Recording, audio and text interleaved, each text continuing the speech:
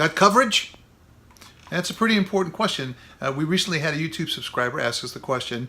Chuck, you mentioned the word coverage in your last video, episode number 2. What is that? What is coverage? Well, a very important storytelling tool. Coverage is a very generic term, and it would be like saying, would you like me to make a Xerox of that for you, when you're really saying, would you like me to make a copy? Or you want a Kleenex? Well, you're really not asking for the brand Kleenex, you're really saying, would you like a tissue? Coverage is the same way. There are several subcategories of coverage, but the broad term is coverage is how much footage are you getting. Coverage, how well are you covering a scene? Are you getting a master shot and pushing into a 2-shot, a medium shot, gunslinger, close-up, extreme close-up? Those are all forms of coverage, which are important in the editing process. You have to have a lot of coverage. It just makes sense to give your editor opportunities. They will love you for it. But more specifically, in this sense, I'm also talking about a subcategory of coverage called cutaways. And cutaways are a very important storytelling tool because it allows you to cut away from the dialogue. It's footage that is not dialogue wrapped, it's not dialogue centric, but allows you to cut away from the dialogue to maybe fix a timing mistake or some sort of an error on the part of the actor. For example, if the actor gives a very good performance emotionally, but at some point in the action they look away from camera or look directly into the camera, that's a bit of a problem. Well, if you have cutaways, appropriate cutaways, then you can use that to fix your edit, to save your post-production, really. That's an example of a cutaway. Now, cutaway is also a good storytelling tool in that it's, if you're doing a scene, let's say, where you have a couple in a car, and the husband's driving and the wife is in the passenger seat, and the wife looks frantically at the husband and says, "You're going too fast." Then if you don't have a cutaway of the speedometer, then you really don't know what that has to do with the story. She could be exaggerating or neurotic.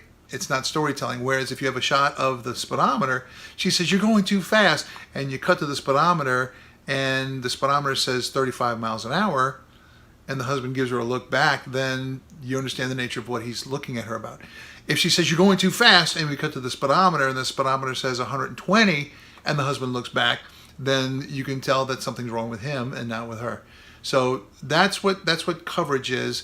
It's making sure you have plenty of coverage to cover over any overlaps of timing or dialogue of anything that is nothing to do with dialogue. It's not lip sync to dialogue.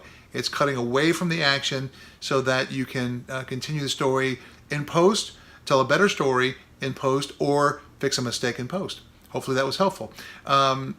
Please join us if you don't mind. If you find this helpful, please join us on YouTube if you're not watching already, or on our Facebook page at DIYFilmGuy. On Facebook, like our page. Please comment below if there's anything else you'd like to know about or hear about.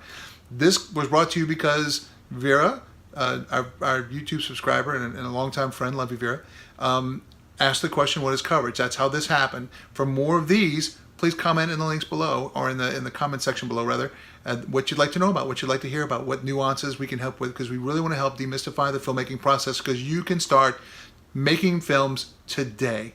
It's not a hard thing. I had a friend come to the house a couple of days ago who said, Chuck, wow, this filmmaking thing is hard. It's a really hard thing that you do. And I want to say back, it's not hard.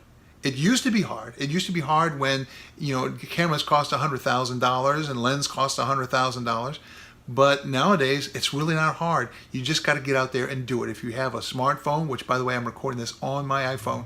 If you have a smartphone, then you got a camera and you can do it. You can shoot outside if you don't have extra lights, or you can shoot with lighting that you have, which we call practical. If you shoot with lighting in the room, like the lighting on the wall over here is from a lamp. It's practical lighting. Filmmaking can be done. You just have to want to do it. So, didn't mean to run off on that little soapbox, but I want to encourage you. If you want to make movies, you can do it. You got a phone, you got lights, you can make movies. All right? Anyway, just want to remind you, Facebook, please comment below, like us on Facebook, at DIYFilmGuy. Please tell a friend, share this post. And last but not least, remember, if you want something done right, you got to do it yourself. Till next time.